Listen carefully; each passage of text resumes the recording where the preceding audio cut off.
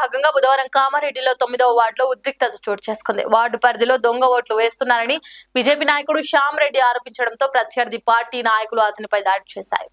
దీంతో అతనికి గాయాలయ్యాయి. దీంతో ఇరు వర్గాల మధ్య ఘర్షణ వాతావరణం నెలకొంది. పోలీసులు రంగప్రవేశం చేసి ఇరు వర్గాల వారిని చెదరగొట్టడంతో ప్రస్తుతం పరిస్థితి అదుపులోకి వచ్చింది.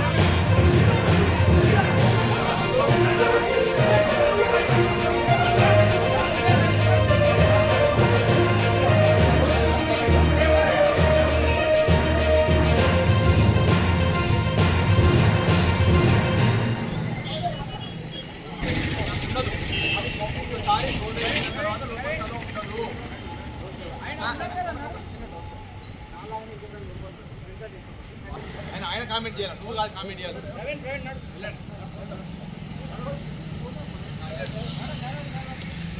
లైక్ చేయండి, షేర్ చేయండి, సబ్స్క్రైబ్ చేయండి.